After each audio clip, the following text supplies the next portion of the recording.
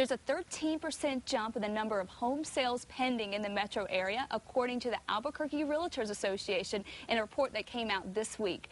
The real estate market is a real barometer of the entire economy, housing prices, home sales, so we decided to check in with a couple of experts to tell us how things are shaping up for 2011.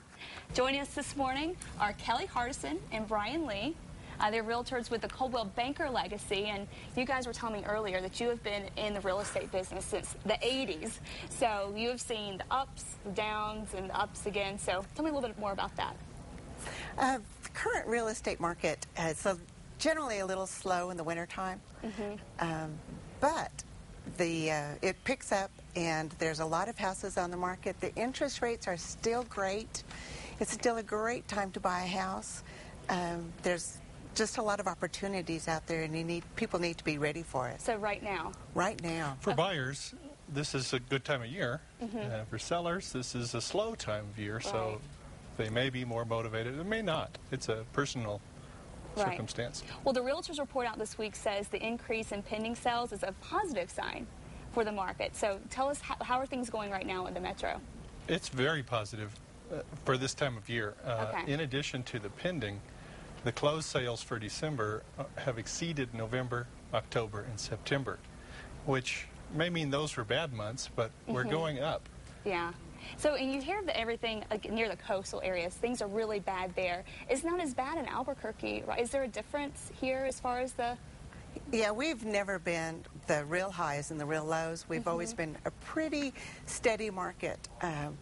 We do have a lot of houses on the market, and it is a really tough market. We tell sellers that it's a beauty contest and a price war.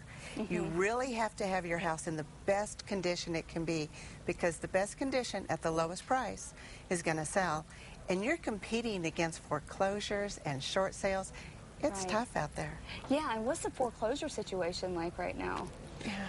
It's kind of mixed up because there's been a lot of controversy legally, a lot of bad activity by the banks, and so it slowed down. The foreclosure and short sale inventory is growing, though, and it is kind of a cloud over the market. So we'd like to see that diminish. We'd like to see employment pick up.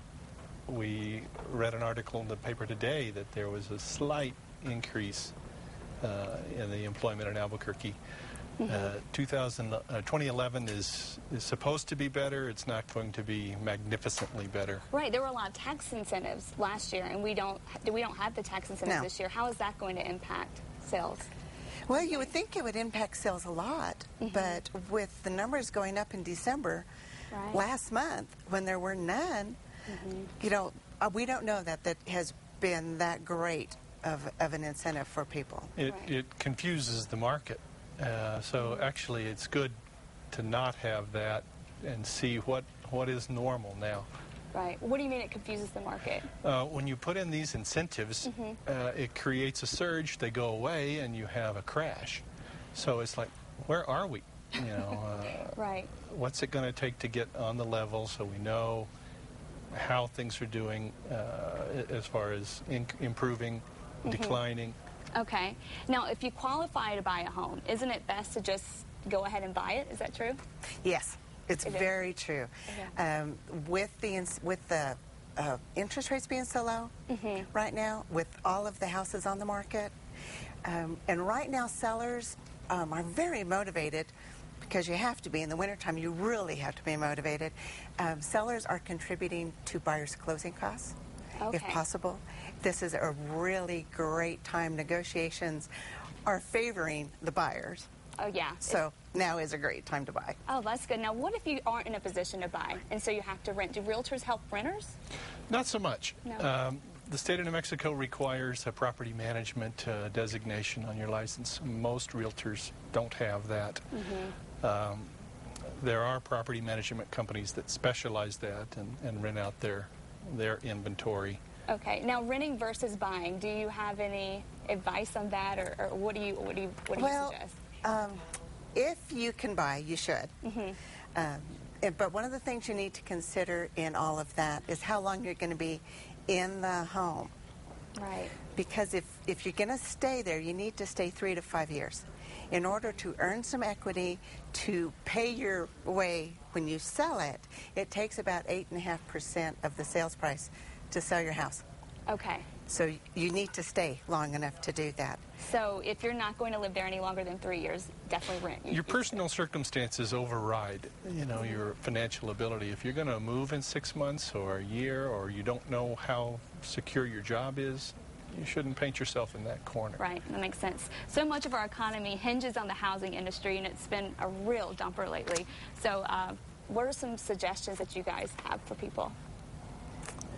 Suggestions as to? As in, like, selling your home.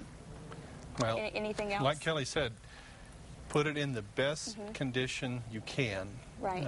There are things you shouldn't spend your money on, but as much as you can afford, put it in the best condition you can. Okay. And price it well. And price it well. Unfortunately, that's the biggie. It Price. has to look good, and it has to be priced well. Okay. Thank you so much. Thank you guys for being here. Great advice, Thanks. Brian Thank you, and Kristen. Kelly. Yeah.